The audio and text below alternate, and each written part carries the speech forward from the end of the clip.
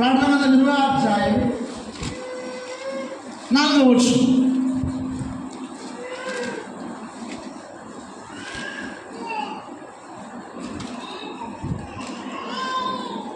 ప్రకటన 24 అందులో లాస్ట్ మూడు లైన్ చదవండి.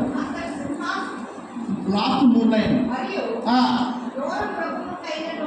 అమ్మ 3 లైన్లు ఏంటంటే దేవుని రాజ్యము నిమిత్తము, దేవుని వాక్య నిమిత్తమును శిరచ్ఛేదము చేయబడిన వాడు ఆత్మ చూస్తున్న వారు బ్రతికిన వారై 1000 సంవత్సరాలు క్రీస్తుతో కూడా రాజ్యము చేసిరి.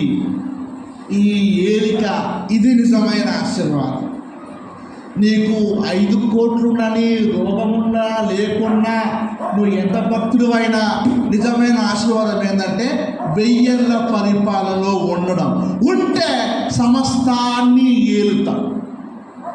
ఒక పాప అడిగింది, నేను మొన్న ముంబైలో ఐఐటిలో వాకింగ్ చెప్పడానికి వెళ్తే, సార్ ఈ పాపలంతా ఎందుకున్నారు సార్?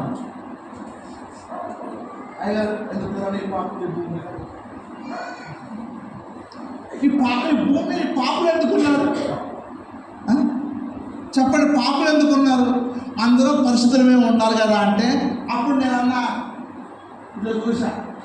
చూసరికి ఐఫోన్ పాపులు తయారు చేశారు, నువ్వు వాడుతున్నావు. అవునా కదా? అవునా? ఇప్పుడు నాకు టీ తాగాలని ఉంది.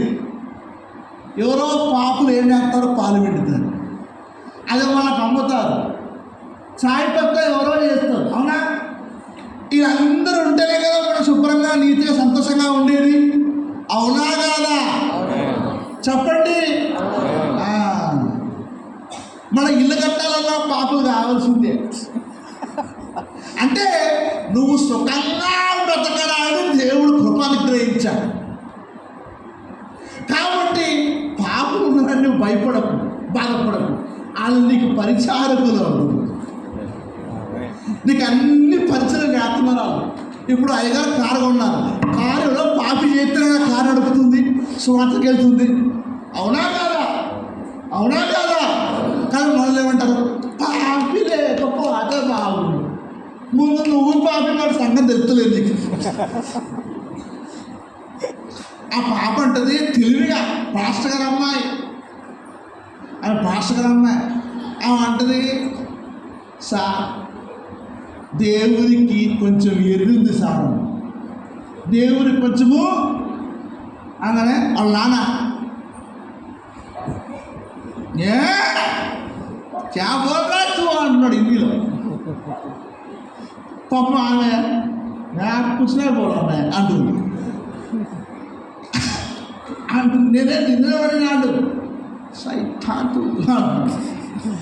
విషయం ఏంటంటే అంటే ఏదేడు తోటలో దేవుడు ఆ చెట్టు పెట్టకపోతే చాలా బాగుంది అనుకుంటున్నా. పాప చెట్టు పెట్టడం వల్ల పండు తిన్నారు, పండు తినడం వల్ల రోగాలు వచ్చాయి, ఇన్ని పాపాలు వచ్చాయి. పెట్టకపోతే బాగుండు కదా.